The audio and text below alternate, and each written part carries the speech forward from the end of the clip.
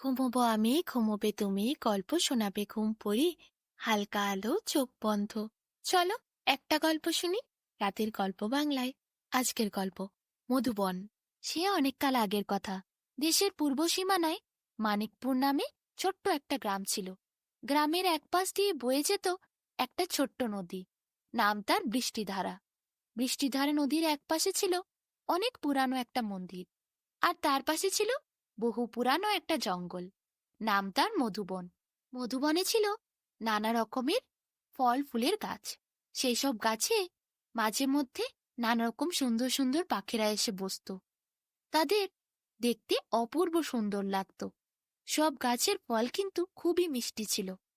আকাশে উড়ে বেড়াতো অনেক পাখি সকাল থেকে বিকেল। মন্দিরে আসা মানুষদের গান শোনাতো। মানিকপুর ছোট হলেও বেশ সুন্দর। নদীর চরে গরু ছাগল চড়িয়ে বেড়াতো গ্রামের লোক। নদীর জলে গ্রামের মানুষ চাষাবাদ করত।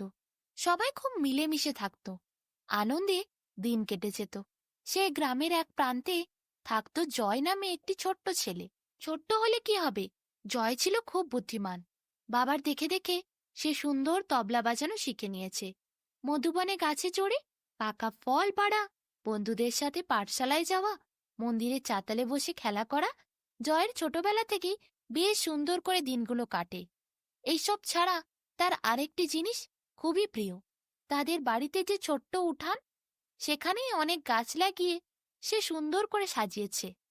বাবা ছেলে মিলে দুবেলা জল দেয়। গাছগুলো জয়ের খুব ভালোবাসার। বাবার যত্ন প্রচুর আছে সেই গাছে।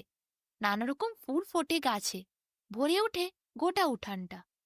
এদিকে কয়েকটা গাছে ফলও এসেছে, কিন্তু পাখিরা এসে সেই ফল খেয়ে নেয়। জয় তাদের কিচিমিচির শব্দ মাঝে মাঝে শুনতে ভালোবাসে, কিন্তু ফল খেয়ে নিলে তার একটু রাগ হয়। এইভাবে বেশ সুন্দর দিনগুলি কাটছিল মানিকপুরের মানুষদের। কিন্তু কিছু দুষ্টু লোক আস্তে আস্তে মধুবনের সব গাছ এক এক করে কাটতে আরম্ভ করল। জয় তার বাবাকে বলল সেখানকার রাজামশাইয়ের কাছে নালিশ জানাতে। জানালো জয়ের বাবা, কিন্তু তিনি বিশেষভাবে কোনো একটা সেটাতে উপকার পেলেন না। গ্রামের বাকি লোকেদের সেই জিনিসটা বোঝানোর চেষ্টা করলেন, কিন্তু সেই একই সমস্যা, কোনো লাভ নাই। এদিকে একটা দুটো গাছ কাটতে কাটতে ধীরে ধীরে পুরো জঙ্গলটায় ফাঁকা করে দিল। মধুবন উজাড় হয়ে গেল। কেউ বারণ করল না, গ্রামের লোকেরাও বাধা দিল না, একমাত্র জয় ছাড়া। ওই ছোট্ট জয়, সে তার বাবাকে কতবার বলেছে, কিন্তু বাবা ছেলে দুজনে কি পারে এত বড় জঙ্গল বাঁচাতে? জয়ের বাবা তার ছেলের জন্য অনেকবার চেষ্টা করেছে, কিন্তু কিছুই করে উঠতে পারেনি। কিছু চারা গাছ এনে তারা ঠিক করল তারা নিজেরাই লাগাবে। জয় মন দিয়ে গাছের যত্ন করতে লাগলো প্রতিদিন।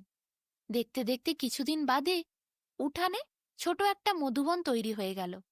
কত রকমের ফুল ফুটল সেখানে, পাখিরা এসে বাসা বাঁধল, কত গাছে ফল এলো। কিচমিচ করে প্রচুর পাখি সেখানে এসে হাজির হলো। পাখিরা সবাই খুব খুশি হলো জয়ের উঠোনে আশ্রয় পেয়ে। ভারী ভালো লাগতো পাখিদের দেখে জয়ের। সেই পরিবেশটা খুবই মনোরম হয়ে উঠল। এদিকে মাসের পর মাস কেটে যায়।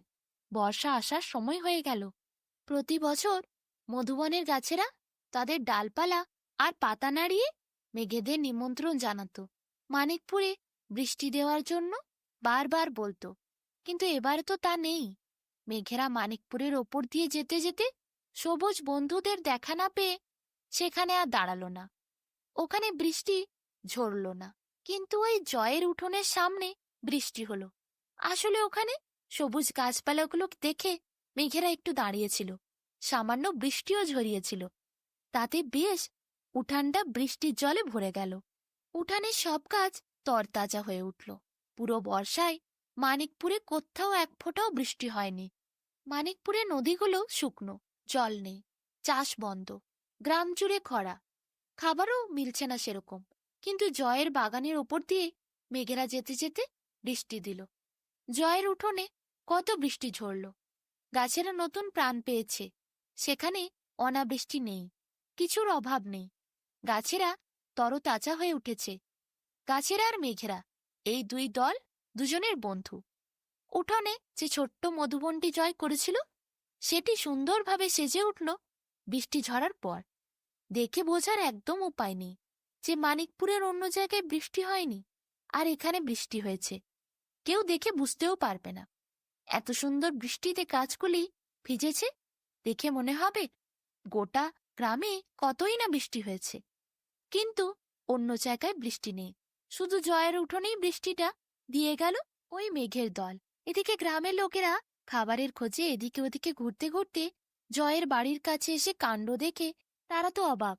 সারা গ্রামে বৃষ্টি হয়নি, বৃষ্টি হয়েছে শুধু জয়ের উঠানে। গ্রামের লোকেরা নিজেদের ভুল বুঝতে পারল।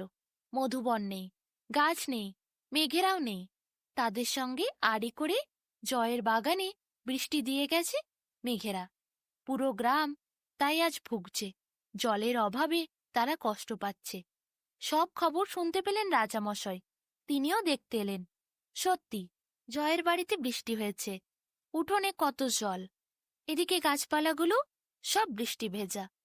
গাছপালাগুলোকে দেখে কি তরতাজা লাগছে, কিন্তু গোটা গ্রামে এক ফোঁটাও বৃষ্টি নেই। রাজামশাই নিজেও সব বুঝলেন, কিন্তু কিছু আর বলতে পারলেন না। দোষ তো তারও আছে, ঠিক সময় মতো তাকে জয় জানিয়েছিল। তার বাবা গিয়ে কতবার অনুরোধ করেছিল, তিনি তো কোনো কিছুই করেননি, শুধু রাজ ঐশ্বর্য ভোগ করেছেন। প্রাসাদে বসে কোনো দায়িত্ব পালন না করে ওই দুষ্টু লোকেদের মধুবন কাটার সুযোগ করে দিয়েছেন। তাই জন্যই আজ এই দিন এসেছে। রাজামশাই নিজের ভুল বুঝে জয়ের কাজগুলোর দিকে করুণ দৃষ্টিতে তাকিয়েছিলেন। জয় বলল, মহারাজা, আমি জানি বাজারে কোনো ফল নেই, আমার গাছে ফল ফলেছে। আপনি বরং কিছু ফল নিয়ে যান, বাকি যা ফল আছে তাতে আমাদের গ্রামের সব লোকেদের পেট ভরে যাবে। আমি সকলকে ফল দেব। আমার বাবা আর আমি অতি যত্নে এই গাছগুলো লাগিয়েছি, সব ফুলে ফলে পরিপূর্ণ। রাজা জয়ের দিকে তাকিয়ে কি দয়া কি করুণা জয়ের মনে বুঝে গেলেন। তিনি বললেন, তুমি এরপর মধুবনের দায়িত্বটা নিও। আমি আবার মধুবনকে সাজিয়ে তুলব, গাছে গাছে পরিপূর্ণ করব। মধুবনকে আর কেউ কোনোদিন কাটতে পারবে না। মধুবনকে দেখাশোনা করার দায়িত্ব এরপর থেকে আমি তোমাকেই দেব জয়। তুমিই পারবে গাছেদের যত্ন নিতে। তোমার অনুমতি ছাড়া কেউ মধুবন স্পর্শ করতেও পারবে না। এরপর দিন কেটে গেল। জয় সকলকে সেদিন ফল খাইয়েছিল। এখন মধুবন গাছে পরিপূর্ণ, সুন্দরভাবে সেজে উঠেছে আগের মতো মধুবন। এবার গরমের দিনগুলোতে মেঘেরা এসেছিল, বৃষ্টি ছড়িয়ে গেছে মধুবনে, অজোর ধারায় বৃষ্টি হয়েছে। গোটা গ্রাম এখন সমৃদ্ধ, শান্তি আছে গ্রামে। আর মধুবন, সে তো এখন জয়ের।